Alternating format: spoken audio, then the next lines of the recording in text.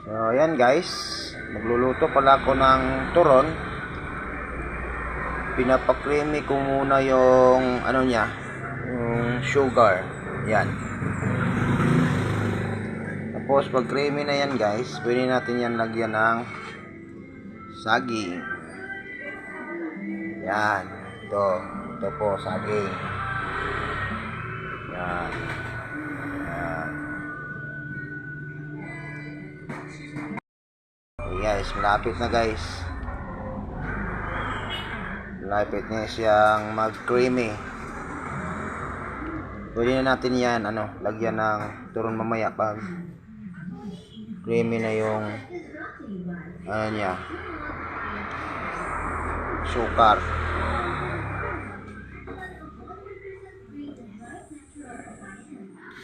Tayin na natin kandali. Lapit na guys.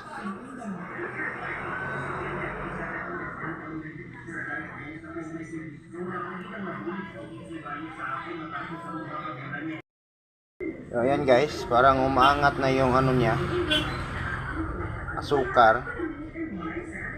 Ayan guys, kita nyo guys, umaangat na yung asukar niya guys. Yan. Yan. Pwede natin lagyan guys.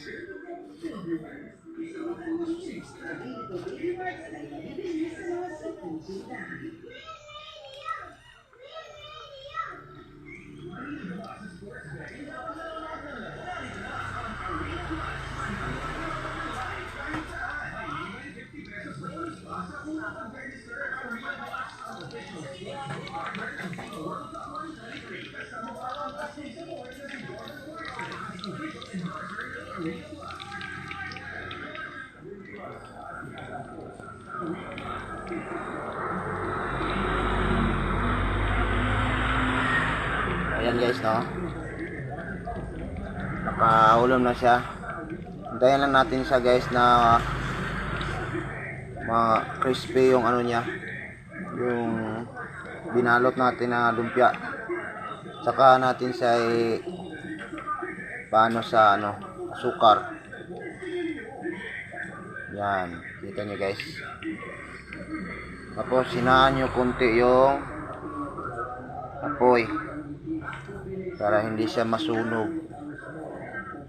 Kasi ang resulta niyan hilaw yung saging tapos sunog yung niya, yung niya, pambalot. Ayan guys.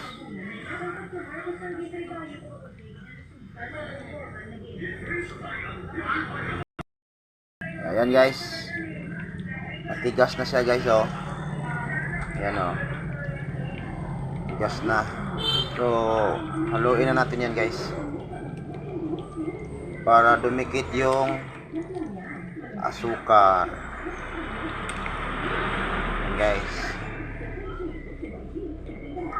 Yan, kita nyo guys, dumikit yung asukar guys. Yan. Dahan-dahan lang sa pag-ukay kasi baka tumilapon yung mantika. Napakainit ng mantika. Kaya safety first muna guys. Dahan-dahanin lang nyo ayan, mag-ukay. Yan. Yan guys. Kita nyo guys. Oh.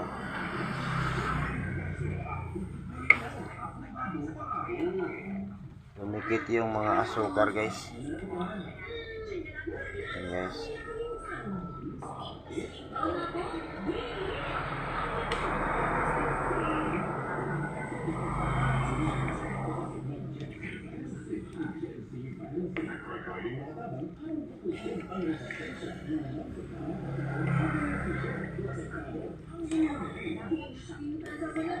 Hintayin nyo lang guys hanggang sa malagyan lahat ng asukar yung paligid ng saging para maganda tingnan.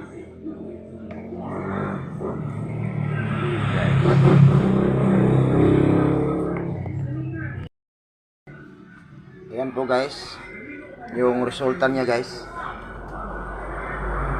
Yan.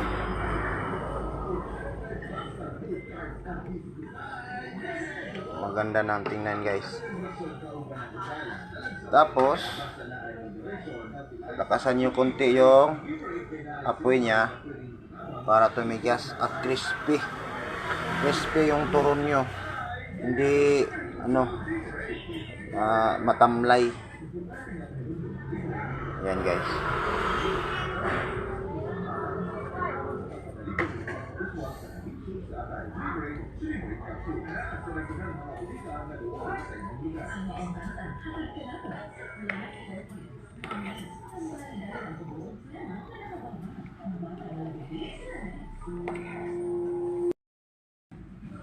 Ayan guys, pwede na po siyang i-display.